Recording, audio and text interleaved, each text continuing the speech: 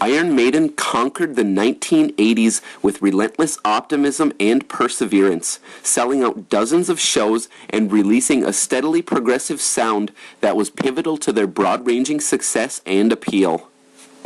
With the end of the 1980s, the band underwent several drastic changes that would lay a new foundation for their music throughout the 1990s. Certainly the most startling change which Iron Maiden made to begin the 1990s was the departure of guitarist Adrian Smith, who had become one of the most influential songwriters on the two prior releases.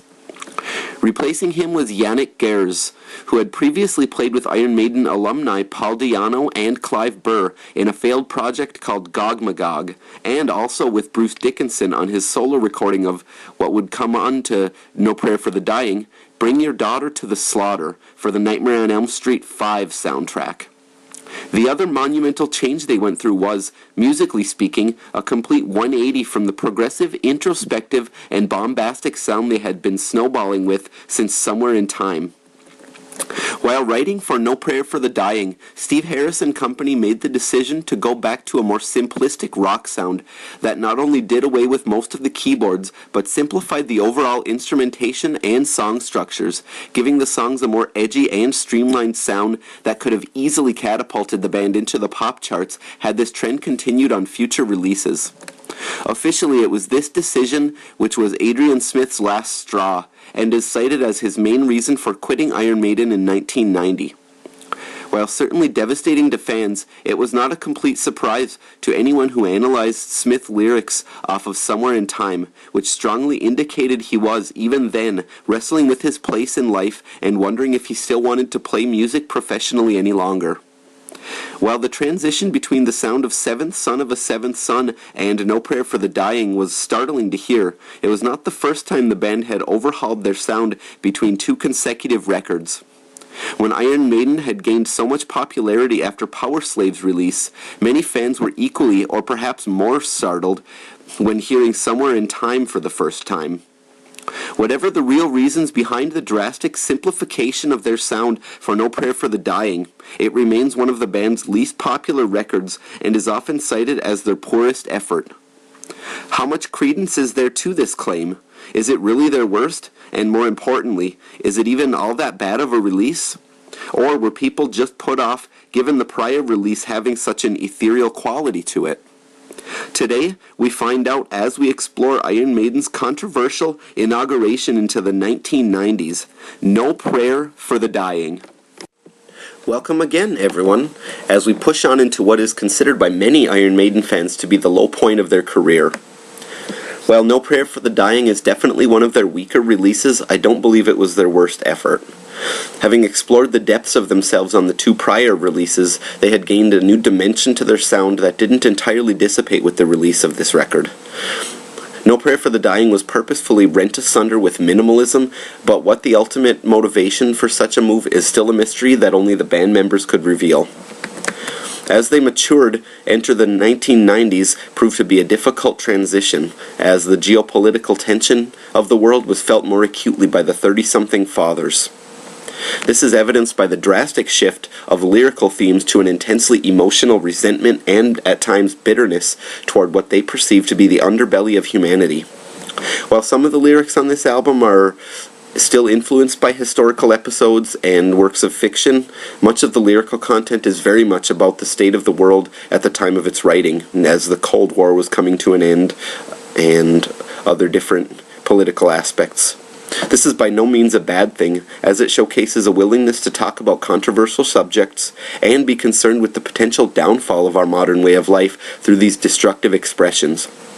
However, this was a slippery slope that they got caught up in for quite some time when it came down to the projection of the deeper aspects they had expressed in their songs on both Somewhere in Time and, to a lesser extent, Seventh Son of a Seventh Son. In allowing themselves to become so intensely mired in the destructive aspects of the world and so emotionally charged, much of their ability to inject the more esoteric and abstract qualities into their songs was temporarily lost, not only on this record, but to lesser extents on the following releases in the 1990s. If you've been following my reviews up to this point, you guys know that I ranked the band's first two albums as the low point of their careers, at least as far as the ratings go. As I've become accustomed to feeling music as well as listening to it, there are certain qualities in some of their songs that can't be quantified in terms of shredding solos, operatic vocals, badass bass riffs, or killer drum fills. And this is my reason for pegging this album so low in the grand scope of their catalog, as well as the first two releases. The fact is that Iron Maiden have gotten a lot better at projecting more feeling through their arrangements and instrumentation over the years, and for whatever reason, were more affected by the world situation of the late 1980s, and the quality of the songs on this album aren't quite as deep as they had expressed, and would fortunately re-express in the releases in the 2000s. My ratings of any of their albums, however, does not mean that I don't recommend looking into them. Part of being a music fan, to me at least, is that once you really like a band and connect with them more on a personal level, even if you don't meet them in person, you accept whatever they release and forgive them for whatever quality they might lack on any given album. Not all their albums can be superb, and they're people just like us, affected by their emotions to varying degrees, prone to the same writer's block or lack of inspiration that plagues anyone in an expressive way of life, such as music or art or anything else. That being said, let's give No Prayer for the Dying, Iron Maiden's 8th overall studio album, a more thorough analysis, shall we?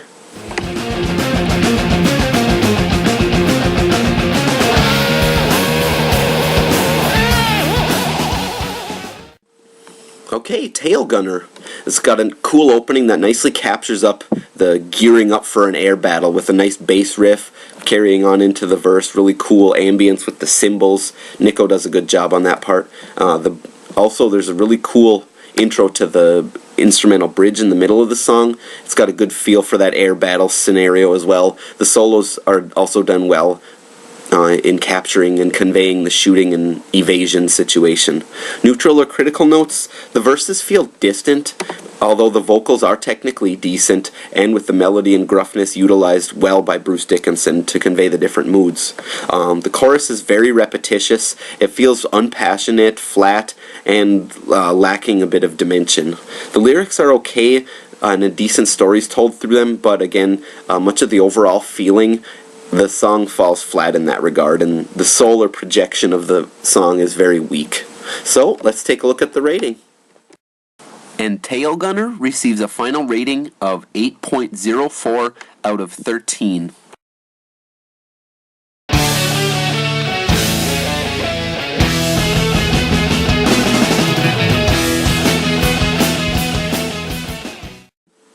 Holy smoke!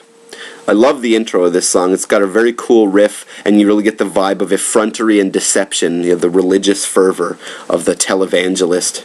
The verses are very intense in this song, really spearheading evangelists, very angry and bitter vibe at times, and calling them out on their deception tactics. Really cool drum fill heading into the bridge, and Yannick's solo sounds really frantic and tumultuous, and Dave's is awesomely shredded. They convey well the vibe of the song. Neutral and critical notes, the chorus has some good riffing, but lyrically it's shallow and a bit repetitive. The overall vibe of the song is decent too, but it just feels a bit flat, like their hearts weren't all in it, and instrumentally and in the delivery of the song and projection, it's also kind of flat. So let's take a look at its final rating. And Holy Smoke receives a 9.58 out of 13.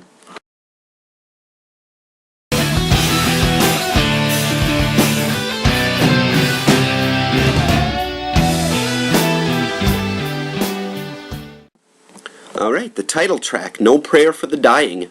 It's got a great soulful intro with the keyboards and awesome, beautiful guitar riffs accenting each other. The verses are also beautifully done. The riffs are soulful, lyrics contemplative and sad.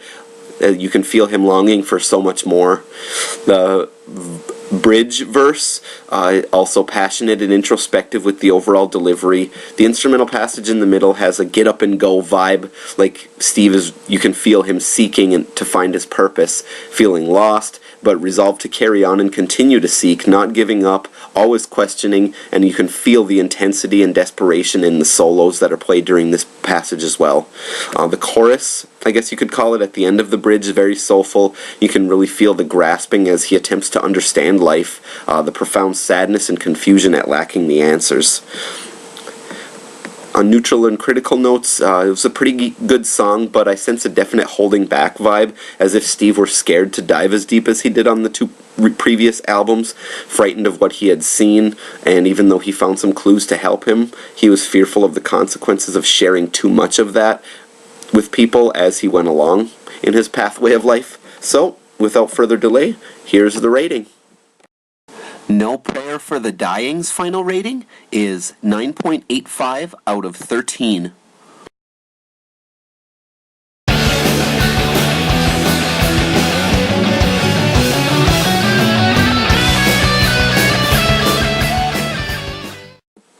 Public Enema number 1. It's got a great intro, high energy guitar harmony that leads into the verse, and you can really feel the camaraderie and hopelessness intertwined. Very good presentation and very interesting juxtaposition of those two emotions. Very strong on the verse. The lyrics are desperate but a little bit angry, and the riffing conveys the frantic pace of modern life and the confusion people feel. The chorus has some great vocal harmonies and anthemic presentation and hopeful, kind of a call to arms to reclaim our lives from the machinery that binds us to this way of life. The bridge has a palpable atmosphere with the riffing and soloing feeding off each other. You can feel the hope, sadness, resolution, determination, and perseverance all rolled up into one package. On some critical or neutral notes, it's a little oversimplistic in the arrangement, but that's a minor complaint. And there's just some subtle elements, the intangibles or esoteric values, that feel as if they have a negative bias or a more destructive perspective in the abstract. Kind of hard to quantify, but in any case, here's the rating. Public Enema number 1 gets an 8.83 out of 13.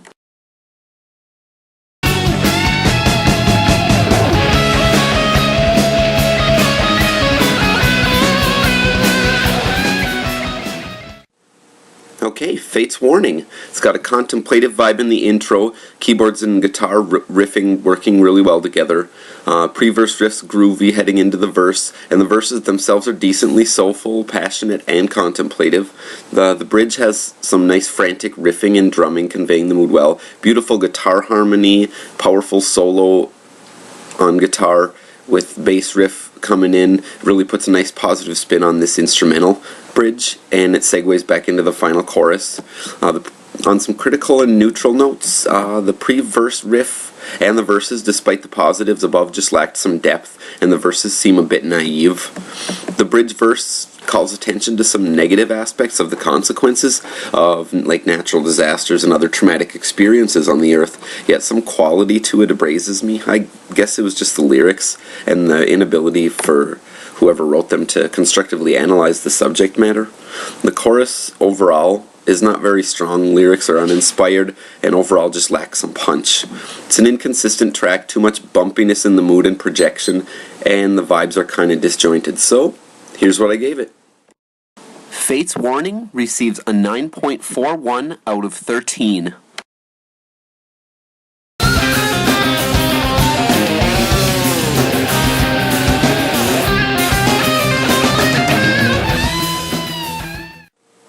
Alright, The Assassin.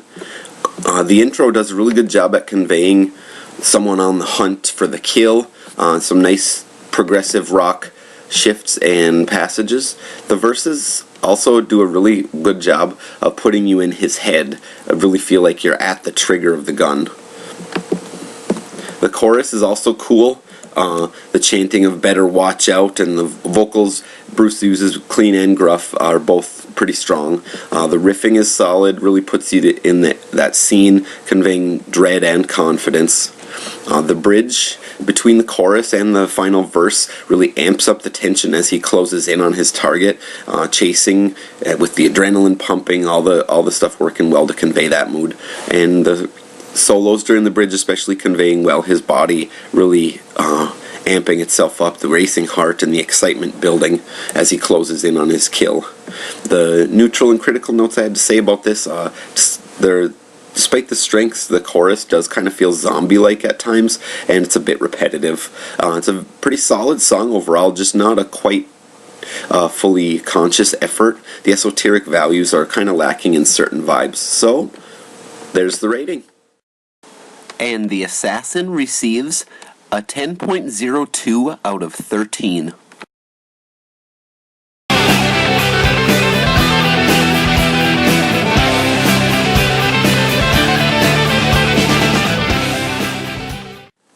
Hey, Run Silent, Run Deep. The intro with the guitar and the background sound effects really puts you on the submarine, deep underwater, on a patrol mission. Verses really pick it up as the tension mounts and the battle begins. The chorus is very strong in this song. Superb vocals by Bruce, projecting well. Nice addition for the post-chorus too, with this high-end guitar riff. It really adds depth to that particular passage. The bridge is solid as well in the middle. A really cool prog rock layout with the shifting tempos puts you in the battle, the shifting waters, death, and I really love the guitar harmony scale just heading into the final verse. The lyrics overall are cool and tell a nice story. I liked the lyrics once I found out what it was about. Neutral or critical note, it's actually a really good song. One of my favorites on the album, not necessarily by the rating. Just didn't have a little extra depth or projection to catapult it as far up in the ratings as it might have with a little bit of extra soul or feeling. So, here's the rating. And Run Silent, Run Deep's rating? It is 8.91 out of 13.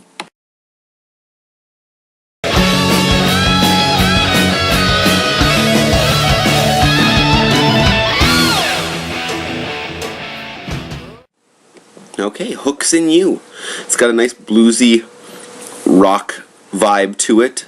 Some cool cowbell, which Nico doesn't really use very often. Solid instrumentation overall, and the drum fills into the verse are solid. Instrumentally, this is a good song, but I do have a lot of critical and neutral things to say about it. The verses seemed very unimaginative, lackluster, not a lot of feeling, lewd and just not there. The chorus had some good moments, but it was very repetitive and not a whole lot of feeling in it. The bridge in the middle has some cool hi-hat work by Nico, nice cool guitar riffing, but it tends to repeat a little bit too much after a while, and while the solos on guitar are technically solid, just not a lot of projection in them. Overall, it's a very shallow song, not much soul or depth, and definitely feels forced. Musically a step backward for them, and so there's the rating. Hooks in You receives a rating of 7.4 out of 13.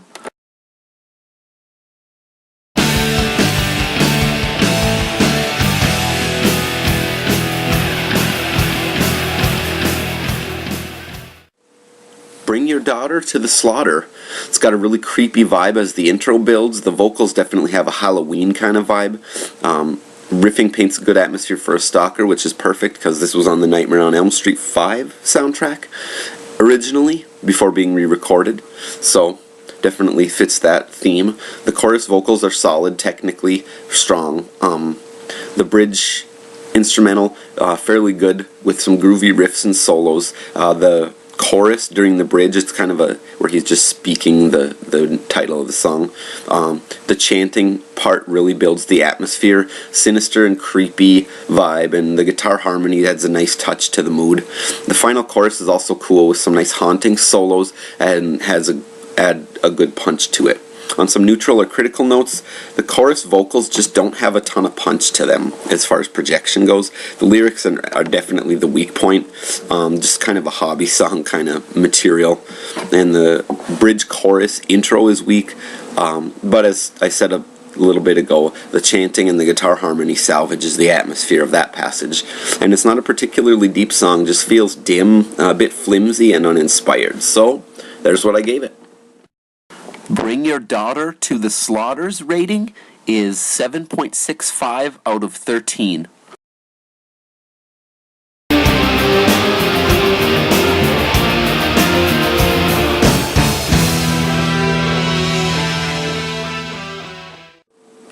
Mother Russia. It's got a nice bombastic opening. You can feel the people of Russia's pride at their past. Second passage of the opening, you can really feel the lore, the mystique, and the winter's calm, with the overall vibe of the keyboards and the riffing and the hi-hats. The third part of the opening, it gets a little bit heavier. You can feel the march of conquest, strong pride and confidence. The instrumental bridge, the first part of it, definitely vibes of communism taking hold on an impoverished and proud people, and desperation starts to set in. The second bridge with the keyboard riff and strong guitar riff, you really feel the Cold War starting to unfold with the West. And the third part of the bridge, the solos tell the story well as the tensions mount, nations are conquered and oppressed, resources spread too thin, a dark mood over everybody in the Russian Empire during the Cold War, the middle 20th century. And the ending of the song shows the new chapter as their empire crumbles and there's a new beginning. It's a somber mood, definitely, but not pessimistic vibes. A nice hopeful conclusion. Neutral critical notes, the verses are a little bit weak, not a ton of depth or projection, and they're very brief, and the instruments are mainly the storytellers in the verses. And the song overall has many great parts to it. I really liked a lot of this song. Got some strong moments, definitely prog vibe with the extended instrumental passages, shifting tempos, but it just didn't have a ton of spark compared to what it could have been. So, that being said, there's my final rating. Mother Russia receives a 9.06 out of 13. Okay, so there you have the track-by-track analysis of No Prayer for the Dying, Iron Maiden's first outing from the 1990s. Now we're going to take a look at the album's average rating as well as its ranking out of all 15 studio albums. So let us glimpse that.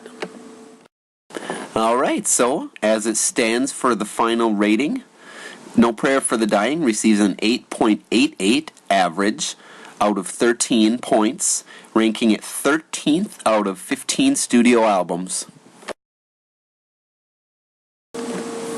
Okay, so there you have it. Definitely one of the band's weaker releases, but like I said in the intros, the vibes of the more esoteric values weren't entirely lost from Seventh Son or Somewhere in Time, and they definitely held on to that more mature vibe in certain respects, but they just didn't feel like their hearts were all in it. I think that's one of the things that really bogged the vibe of this album down, was they didn't feel like they knew what they wanted to do next. They felt like they were kind of grasping at straws at time to try and come up with something inspired and not entirely succeeding, which is fine. Everybody goes through those transitions, and I still accept this album, and I still like a lot of the songs on this album. It's not an unlistenable album. I don't think, oh man, this is just a garbage album. Even the weaker songs like Hooks in You and Bring Your Daughter to the Slaughter, which actually used to be one of my favorites before I really got into them. It was one of the ones on a Best of the Beast compilation, which was my first ever Iron Maiden CD.